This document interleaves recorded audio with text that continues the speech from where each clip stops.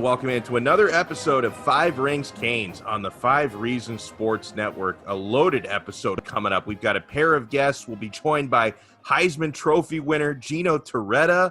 We'll talk about his stories of being recruited at the U, his view on the current state of the program and what the future is going to look like at Miami. So that's going to be a lot of fun. And we're going to take a deep dive on the name that is at the tip of every Miami fan's tongue. Latest five-star commit to the U, James Williams, 6'5", quote-unquote safety, although he may end up, as we'll talk about in this episode, I don't know if for sure he'll be lining up at safety, could end up playing some linebacker just because he's so tall and he's still growing into that frame of his, but a huge recruiting get from Miami. And this episode, my friends, is brought to you by a couple of great sponsors, including our good friends at U Brake Wheel Fix. What a job they are doing, my friends. Located south of Aventura in North Miami. With 15 years of experience in wheel repair and refinishing, they will repair cracked, bent, curbed, or damaged wheels. Refinishing and powder coating, they'll send it back to factory specifications, along with over 5,000 available custom colors. You know we love those custom colors because our buddies at U Brake Wheel Fix will theme the colors after your favorite South Florida teams. That's what makes them such a great fit with Five Reasons Sports and Five Rings Canes. Blue, I got to get this done before the college football season. I think I've made my final decision. I feel like one of these high school commits where I'm going to put the hat on because I have been debating, do I go with the Dolphins aqua and orange? Do I go with like the Miami Heat Vice colors? Do I go with the Inter Miami black and pink? I have reaffirmed my commitment. I am going to go with the orange and green of the U. Yes. I wouldn't feel right. I wouldn't feel right representing anything else. So I'm going to get the custom colors with orange and green themed after the Canes. Yeah, I'm right there with you. I think we'll just, as we're leaving the parking lot, people are going to go, whoa, wait a minute. You're going to flag us down and ask where we got it because I'll tell you what, it comes down to obviously everyone's going to get in there and get the Dolphins, and we're going to be the different guys. We're going to be strolling around with the Hurricane colors, and we're jumping aboard the new Hurricanes, and I think it's going to be really exciting. And you know what? Everybody now. And we have so many people, and I got to thank everybody for listening to this podcast because this is becoming a very popular podcast. We have, obviously, the best guests that possible. We have coaches, players of the past, topical things, and they'll always ask me about U-Break. I mean, they'll say, hey, where is it? Where is it? And Don will tell them exactly where it is. Well, it is located south of Aventura in North Miami. You can contact them at 305-748-0112 or visit them online at ubrakewheelfix.com. And while you're at it, make sure you check them out on social media because if you want to see the visual aids of what we're talking about, when I talk about the Canes colors and the Dolphins colors, they post a lot of photos, and these go viral, my friends. Visit at ubrakewheelfix along all social media platforms. That includes Twitter, Instagram, Facebook, even LinkedIn, like professional networking sites as well. They are prolific. Wow. So if you want to see the aqua and orange, you want to see the orange and green, they recently posted a white hot heat rim, which looks fantastic. And that obviously would go with, so even if you're not like fully committed in like sportsing out your car, with like an aqua and orange, I think the heat white hot could really match anything. And they look absolutely tremendous. So make sure you follow them on every social media platform at U Brake Wheel Fix. It's a clever pun and an amazing service. Visit them on the web, ubrakewheelfix.com. We are also brought to you by Biscayne Brewing. Biscayne Bay Brewing is the official craft beer of Inter Miami and the Miami Marlins. It's South Florida's actual independent brewery. Biscayne Bay is owned by local guys who employ people in this community to make their beer right here in South Florida, by the way. And they are committed to our community and support Five Reasons Sports, including us here at Five Rings Canes, so we can keep bringing you all the local sports content you can handle. If you care about supporting local business, which we all should, especially during these times, right? I think one thing that's coming out of this COVID-19 situation, Blue, is people are understanding the importance when they've seen, certain friends and family members of theirs maybe laid off and furloughed. I think you've come to realize how important it is to support local business. And you can do that by supporting Biscayne Bay Brewing Company. They have so many amazing options. The Marlins Lager is delicious. The Miami Pale Ale is my personal favorite. I also love Tropical IPA. They're sold at all major retailers throughout South Florida. It is the only beer we drink at Five Reasons Sports. And Blue, I've said it before and I'll say it again. Whether your team grabs a big victory, you want to knock down a Biscayne Brewing to celebrate. If your team suffers a tough loss, you want to drown your sorrows in that Biscayne Bay Brewing beer. There's so many great options, and it's just a great way to watch a sporting event. Yeah, no doubt. Marlins season, going to have a nice cold one for a lunch today with a sandwich and some chips, and excited about that. Excited for the baseball season to be back, and what a great time to salute the team having a namesake beer for it. So I'm excited about that. Absolutely. So again, welcome to the Five Reasons Sports family. Biscayne Bay Brewing, the official craft beer of Inter Miami and the Miami Marlins, and now the official craft beer of Five Reasons Sports. Well, it's not every day we get to talk to a Heisman Trophy winner. University of Miami legend Gino Toretta joins us here on Five Rings Canes. Gino, how you been, man? How you holding up these days? I am, I guess, doing as well as anybody in this quarantine time of that we got going down here. So it's a lot of life at home and a lot of trying out new recipes on the grill or the smoker. And Nice. I have been working out, Donald. So I've lost about 20 pounds. So Good I guess for you. That's one good thing, but. Not being able to travel for work and stuff like that isn't very fun.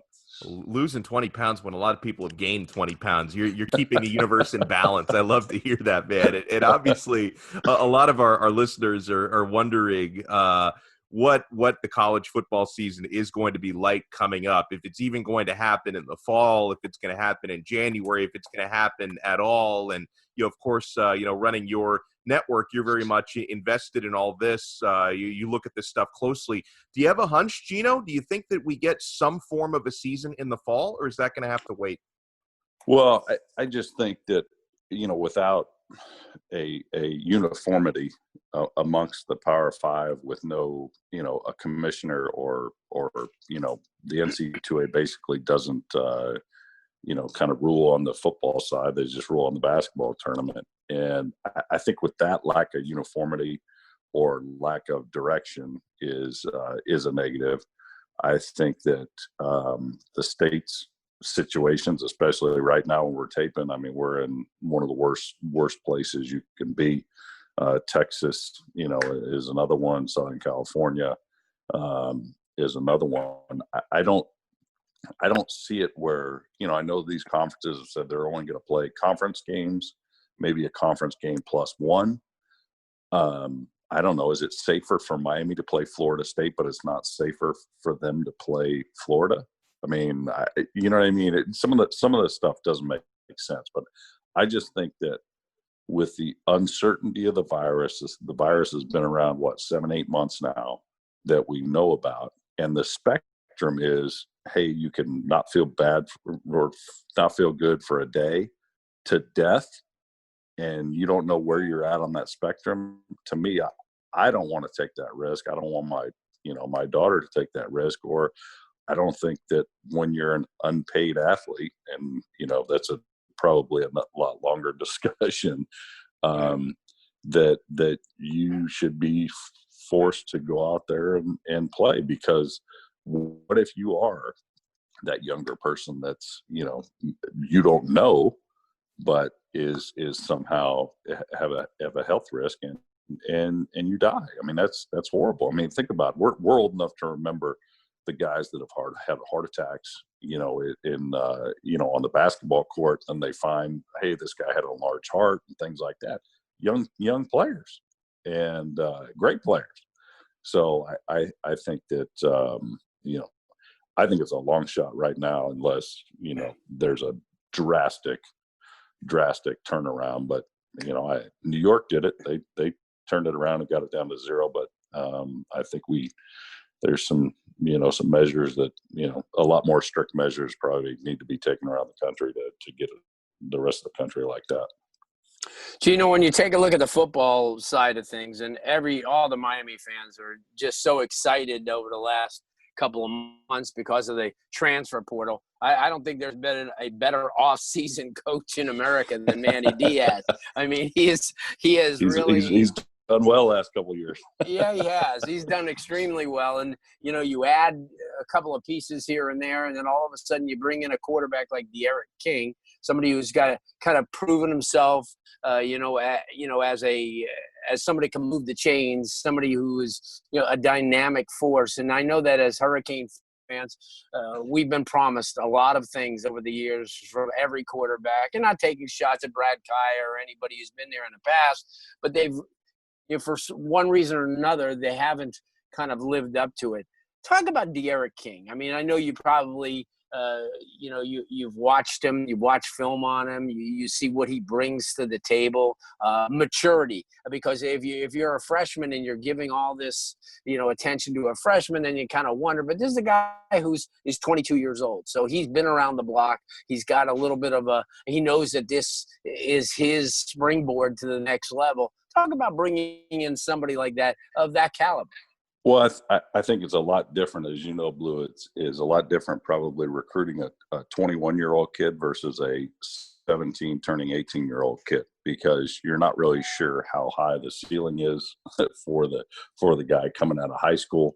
Was his level of play maybe not as high as others, so he shined a little bit brighter, and the ceiling is probably closer than you think. But with King is he's done it. I mean, he's was very successful at Houston. A little bit, obviously, the more dynamic quarterback, if you will, of right now in today's game. Great athlete, nice arm. Not the biggest guy in the world, but he has performed on this stage, and I think that's what gets you excited. There's a lot of less of the unknown of if the draft pick from college going to the NFL, is the guy going to translate from high school to college? Is the guy going to translate? Here's a guy that's already done it in college and is still in college. So I think there's that. I think that the disappointing thing is, what did they have, 4 practices before they shut it down? Yeah. I mean, as a quarterback, to be efficient in 4 practices and a system and in a language and things like that. And I get hey, we're doing Zoom calls and meetings and things like that, but there's nothing like, you can look great in air against air, but when it's on a Saturday or a Thursday night and you're playing and you run up between the white lines and there's live bullets coming at you, it's a whole different deal making decisions out there then. So that's the more of the question I have is, okay, here's a kid that's done it at Houston, but he was in that system for a few years. Now he's going to come here. Did we adapt the system to him, where it's similar, I guess, terminology and things like that, or did he have to come in and learn?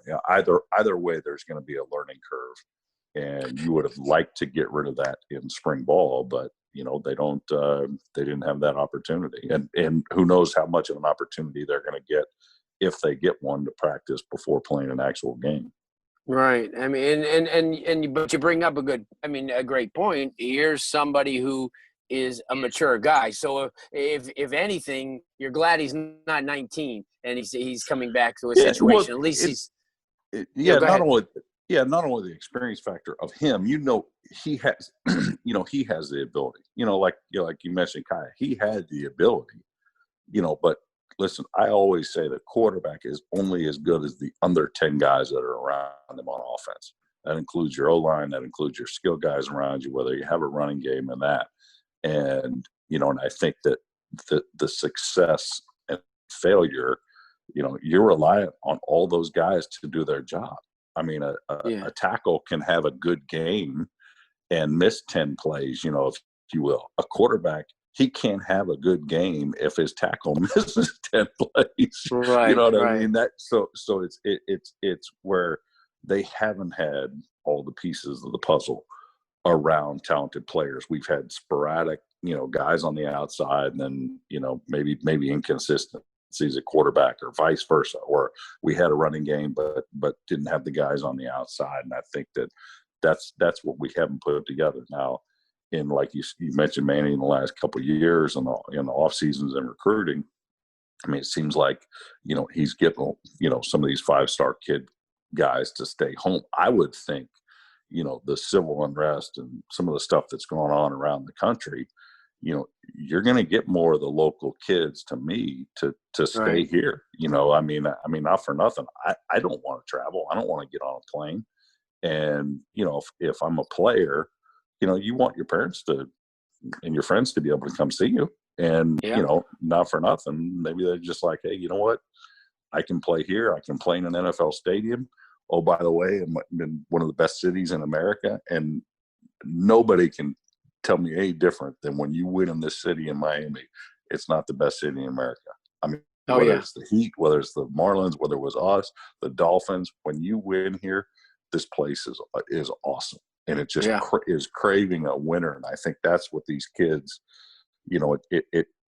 it took that one class in the early 80s with Highsmith and Bratton and Moss and those guys to stay home and convince other guys to do it. Okay. Sure.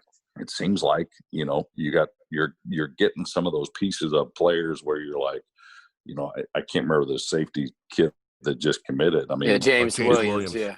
Is he really 6'5"? Yeah. And he's an athlete? Yep. And he's the first thing I thought, Blue, is he still going to play safety or moving him to DN? Well, DN, outside linebacker. We got to remember, there's no 6'5" safety playing in NFL or college right now. So, and I'll give you 3 guys who are of that size. David Fulcher, who played for the Cincinnati Bengals, 6'5", 230 pounds. Steve Atwater, 6'3" and 1/4", who is pretty big. And then Louis Oliver, who was almost 6'4", or 6'3" and a half.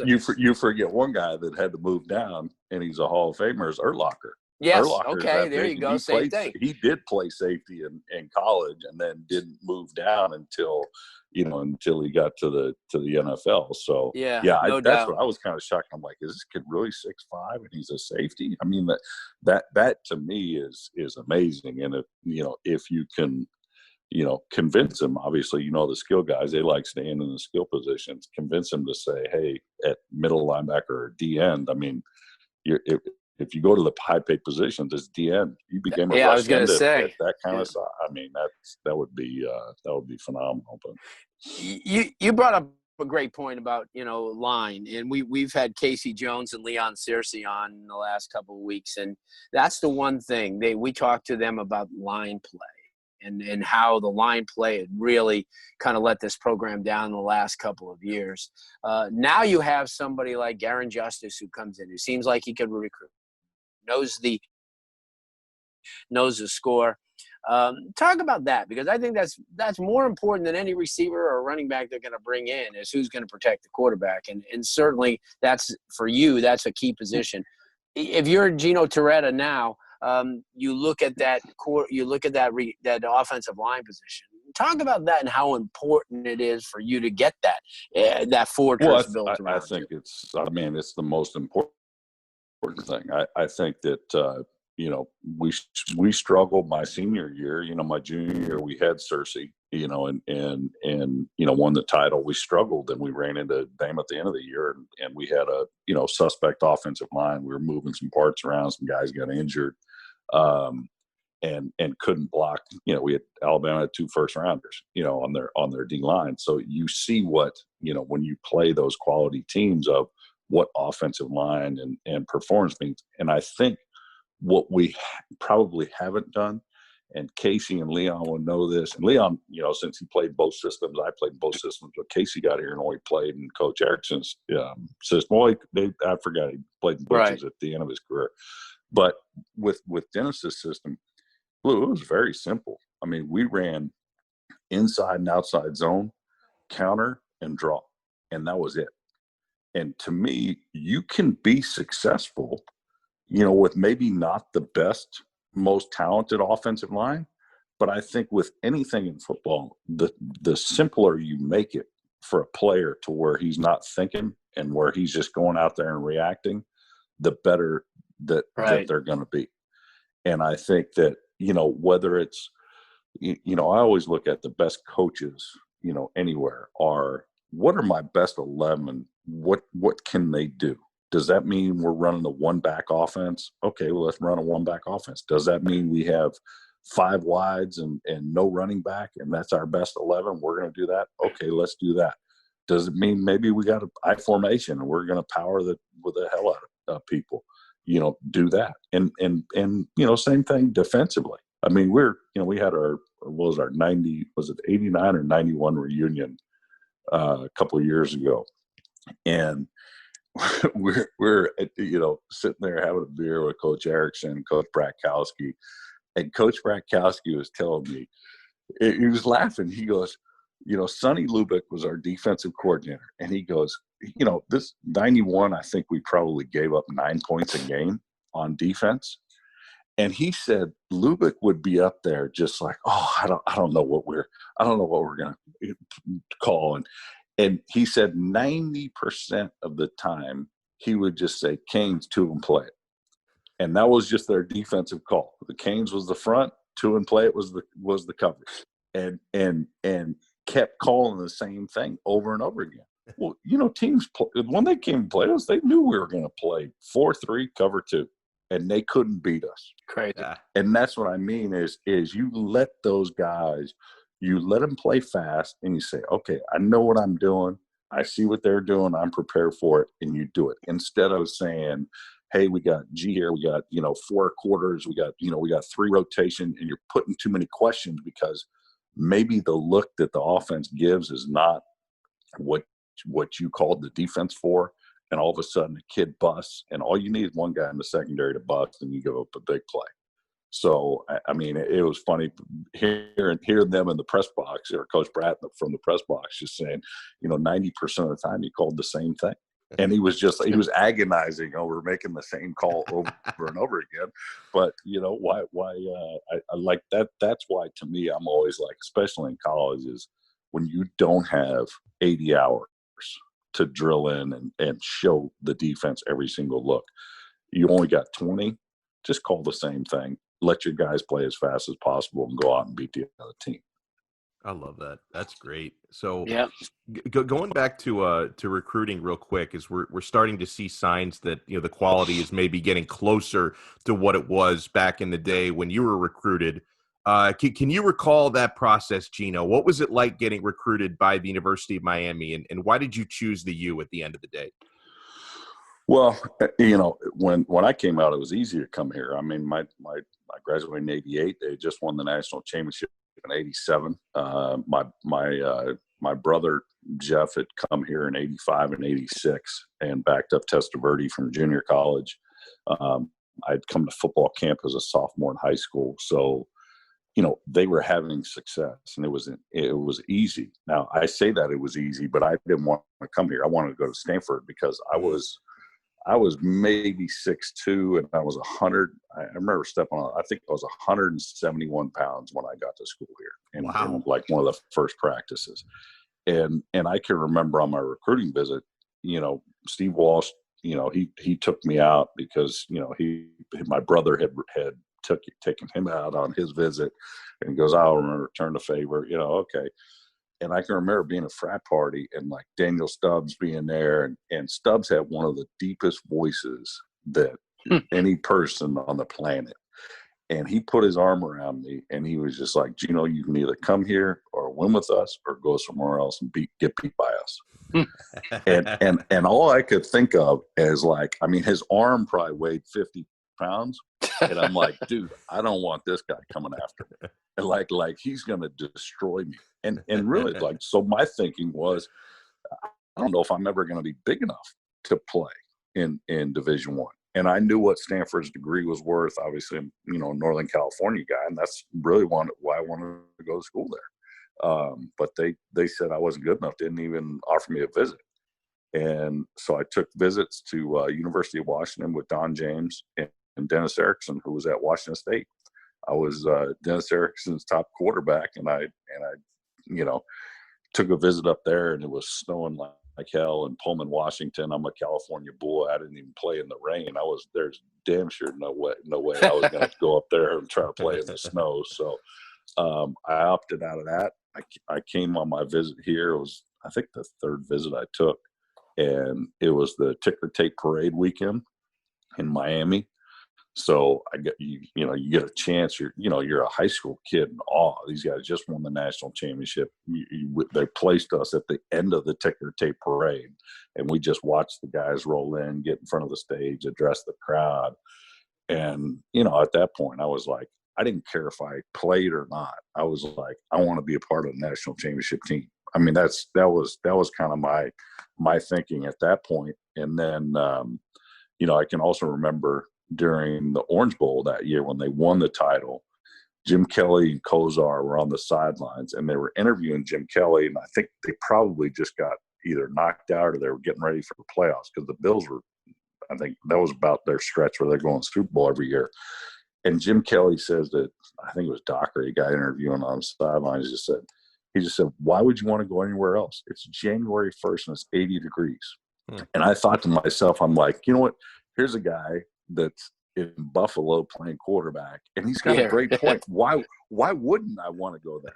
Why do I want to battle the elements, and why wouldn't I want to go there? So that was kind of the thinking. Came here, and Jimmy was here my first year, and then he left in February, so I got one season with him and learned a ton about football, motivation, offensively from Gary Stevens. And then, just my staff my freshman year with Butch Davis, Wanstead, Dave Campo, Alexander, Coach Tony Wise, Gary Stevens. You had guys that, multiple NFL head coaches, multiple NFL coordinators that, there wasn't a doubt in my mind that we hadn't overturned every stone. We were going to win every game, my freshman year. And then, when Sam picked Dennis Erickson, nobody knew. People didn't even know where Washington State was. When they picked Coach Erickson, and I can remember talking to a few guys in the stand, especially Lamar Thomas, because he probably had had the red shirt. We all redshirted our freshman year. I think one of us, Daryl Spencer, didn't redshirt. And Lamar, was debating. He got booed at his high school graduation from Buchholz in Gainesville, and was seriously considering transferring back home to the Gators. And I can remember sitting down with him. I said, listen, I said, all I know is this. I said, there's at least 3 wideouts on the field every play in Coach Erickson's offense. I said, sometimes 4, they empty the backfield a lot. And I said, Lamar, if you're going to tell me you're not one of the best 4 wide receivers on this team, then maybe you do need to transfer to Florida. And, he kind of took that. He goes, really? I'm like, I'm telling you, I watched film at Coach Erickson's offense in Pullman, Washington in the snow. Dude, we're going to throw the ball more than we threw it before.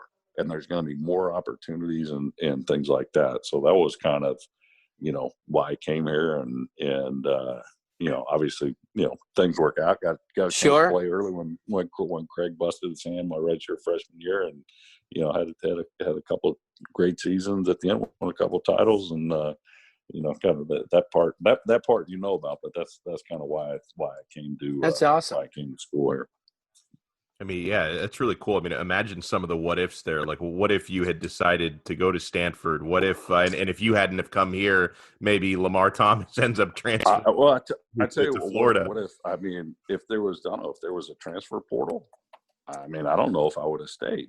Huh. I got to be honest. And one of the reasons I came to, and I shouldn't probably underestimate this. My brother came here and was here in '85 and '86. So when he signed here, basically the only quarterback on the roster was Testaverde, and he had never played. So they didn't know, they're like, yeah, talented, but you never know until you know, till there's long bullets. And I said, would you, and I asked my brother Jeff, I said, would you go back? And he said, even only getting a chance to start one game, he goes, no question, I would go back to the University of Miami. Nice. And I'm like, wow. Because I knew how competitive he was as a sibling, and I'm like, wow, you would go back even though you got a chance to start one game? And he's like, yeah, I would go back, and that's kind of, why I went. But like the transfer portal now, you see about kids where they always think the grass is greener on the other side. Sure. So it was a redshirt freshman. Craig Erickson breaks his hand. I go in and start 4 games. My second start, I break the school record for passing. Now, as a 19-year-old kid, because I wasn't like what I call today a held backer, a 19-year-old true freshman.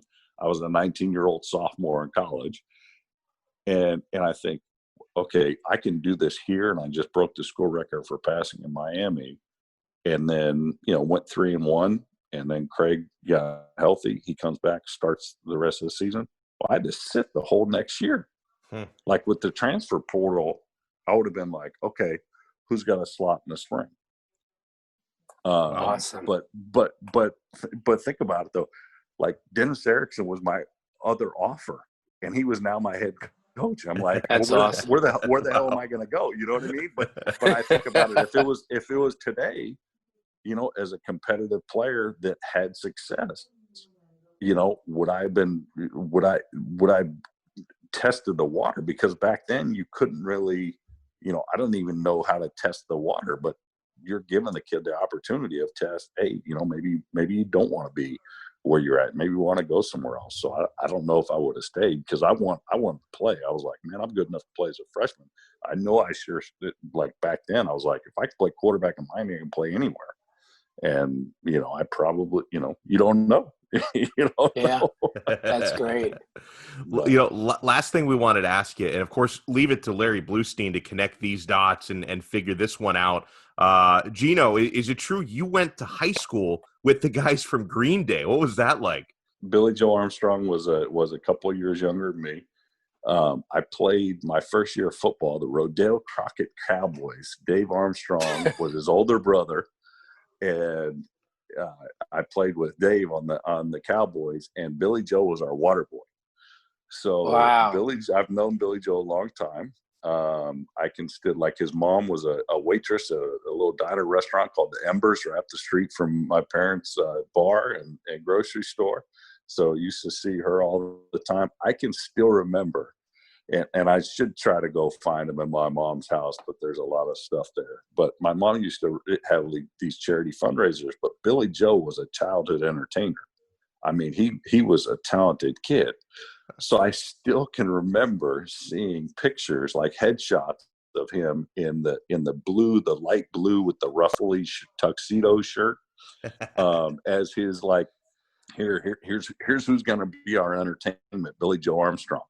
Awesome. And so like even from a little kid, and then there's videos and stuff on YouTube of them playing in our quad, either my senior year or right after my senior year, where they would just set up and jam. Our high school's since been bulldozed, and they built a brand new one. But yeah, those guys were talented, and it's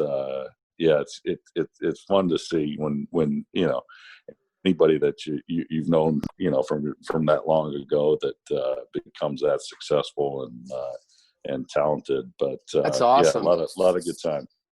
Yeah, and I saw that when they went into the Rock and Roll Hall of Fame, and they gave us high school. I said, wait a minute, the Torettas went there.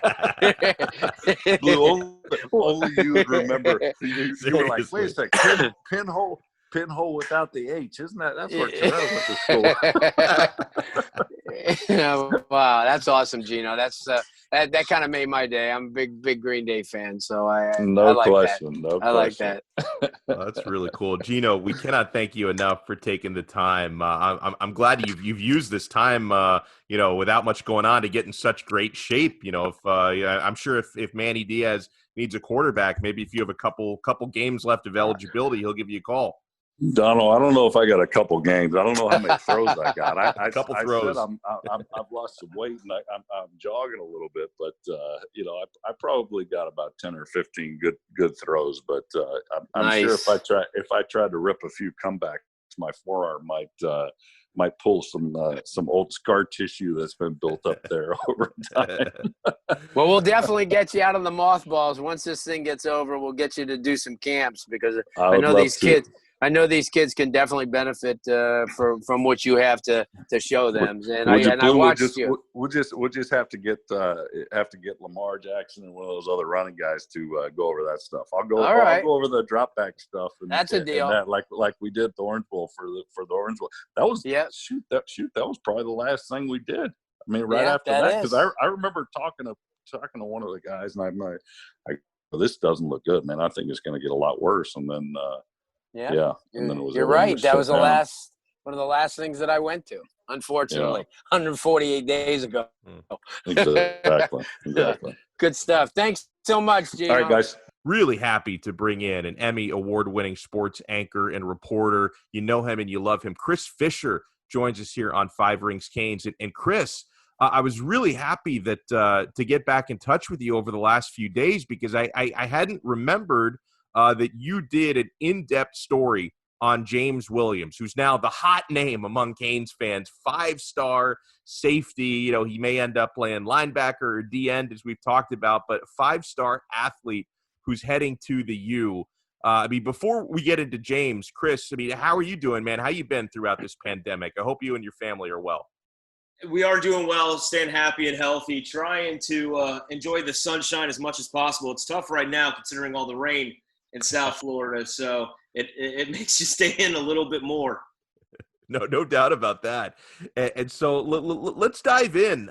Your experience with James Williams, and first and foremost, I don't know a whole lot about the young man, but I have heard he has a very difficult background and upbringing. I mean, what was his family situation like, Chris, and what was it like kind of getting inside that inner circle with him? Well, I got to tell you, initially, a lot of people were reluctant to have me do this story just because of the fact that his inner circle tightened up over the last couple of years because he started to become that upper echelon talent, and a lot of people started pulling at the young man. He's a soft-spoken, good-hearted, and a hell of a player, that's for sure. But off the field, a lot of people don't realize he's 6'4" and still a kid inside. So when people start to pull at you, he's influenced on so many different circumstances, whether it's family or whether it's coaches or friends, and they play all instrumental parts in his life and are still continuing to do that. Because last year, when I first met him, he was living with Coach Chop Ortega, Western high school coach who he grew up with, had a lot of trust with that family, doing very well in school. And now his family dynamic and his living dynamic has certainly changed. He has moved on to even living at friends' homes and with family as well. So James's life and his backstory is a very difficult one for anybody to deal with, yet alone a star caliber player like he is. You know, Chris, I've had an opportunity to cover James since his 9th grade year at Monsignor Pace. And I know that as soon as he got into high school, I mean, everybody was just, wow, look at the size of this kid, 14, 15-year-old freshman type of player. A lot was put on him, a lot of expectations early on because of his size, not knowing that sometimes and having, you know, done this for so long, you sometimes get that. You get these grown-ups, you get these people who put a lot on these kids who are babies. And they, you know, just because we understand it or you know, we probably expect more, we forget that these kids are children inside. Was that overwhelming early on? Because when you're 6'3" as a 14-year-old freshman in high school, and you look like a man then, do you think that there was a lot of expectations, undue expectations put on his shoulders at an early age? Absolutely. And, you know, Larry, you've had the opportunity to watch him over the years. And when you watch a player who has jumped from high school to high school to high school, that just shows how much the expectation factor is out there for one player to perform on the field. And you question the background. What kind of family structure does someone have when you see an athlete jump from school to school to school? Because then you have to worry about the academic side of things. And James finally took off when he was at Western on the academic side, having around him the Ortega family to be able to give him that structure. But when you go back to just being a youth, he lived with his grandmother. There was multiple people living in the house. He slept on the floor at times. He said he struggled to find food at some points. A very tough upbringing for him. And, you know, as what I was going to get to, and I'm sure you gentlemen are going to ask, James had to deal with something that no child should have to deal with. He watched and saw his father murder his mother and go through that process and being abandoned, along with his brothers and sisters at a young age, but still being with family. When I say abandoned, I mean abandoned by losing his mother and his father. And that's got to be difficult for anybody. So for him to go through his young life, to struggle the way that they did by living with his grandmother, sleeping on the floor, wondering where food is coming from, and then to go through this whole process of having people pull at him each different way to attend these different high schools, to tell him to do this and do that.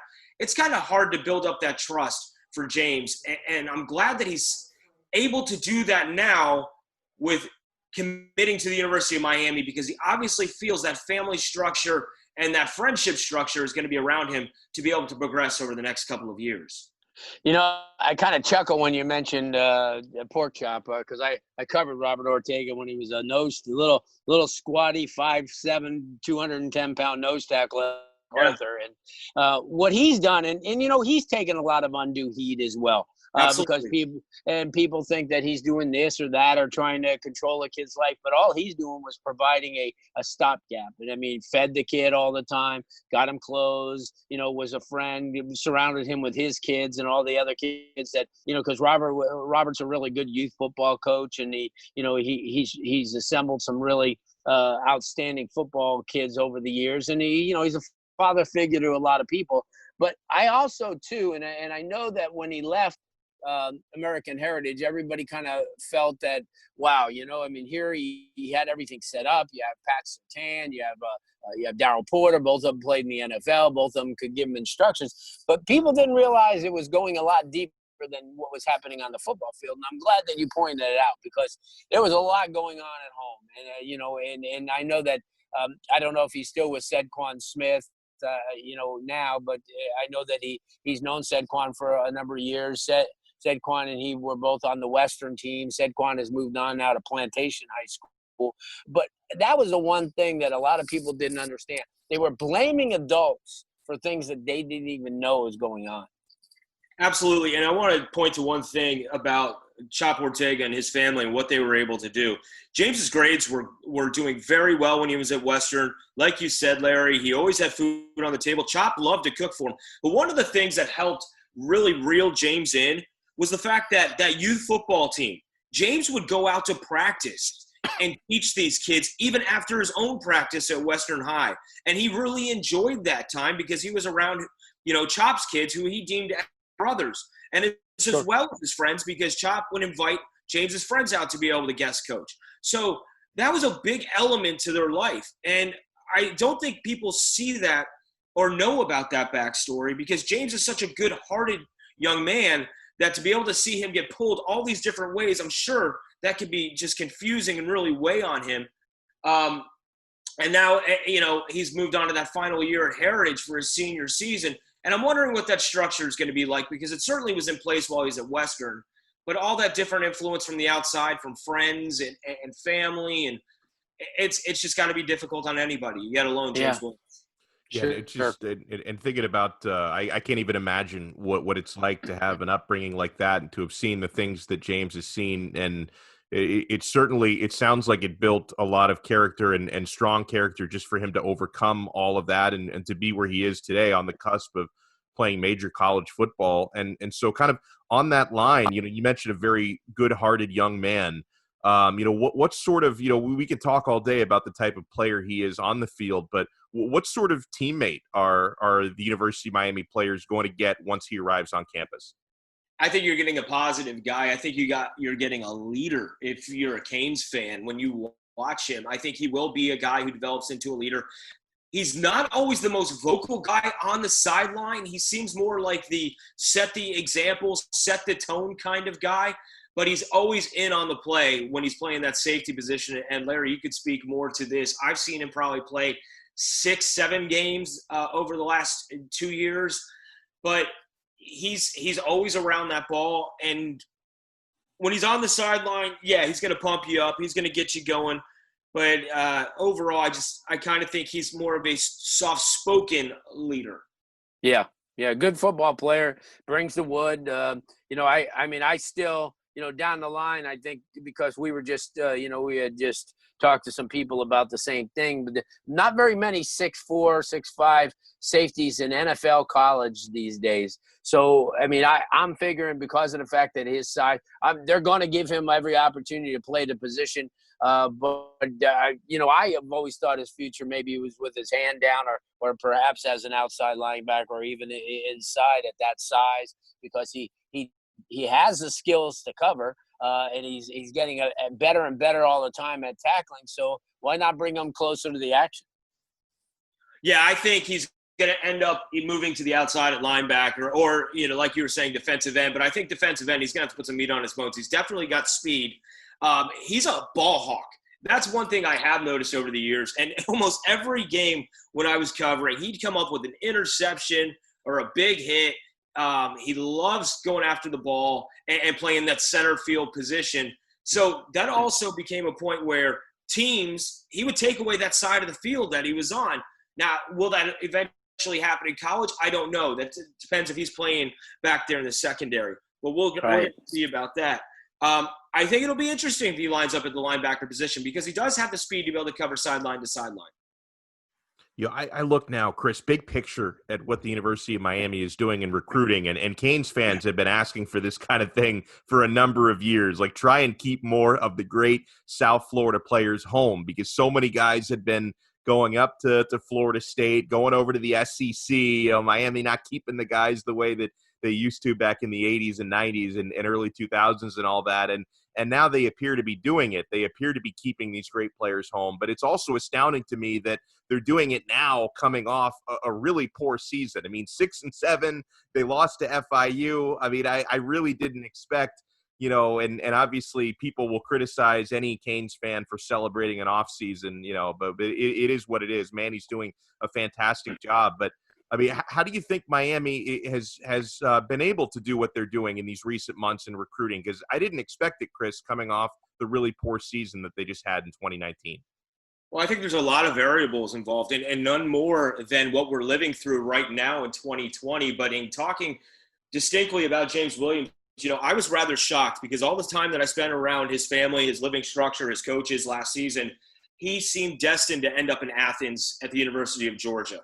I know things and the confluence of influence comes around and things can change, but I can tell you there was a story going back to last year where Manny Diaz, they had gone out to practice one day and James and his family, and it was fairly unimpressive, Donno, as you probably know, because of the fact that the talent level hasn't been there. And when they have the opportunity to go to other schools and they're seeing the talent structure is a little bit higher, but what Ephraim Banda has been able to do on the recruiting trail and Jonathan Packey and that defensive side of the ball has been astounding.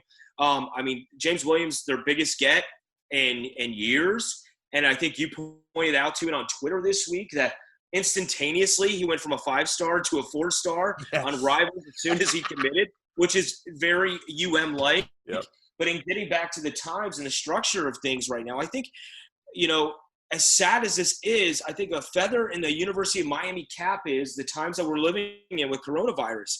How many families want to see their sons go play football miles away and not have family structure or friends around them due to the potential hardly anybody in the stadiums but family?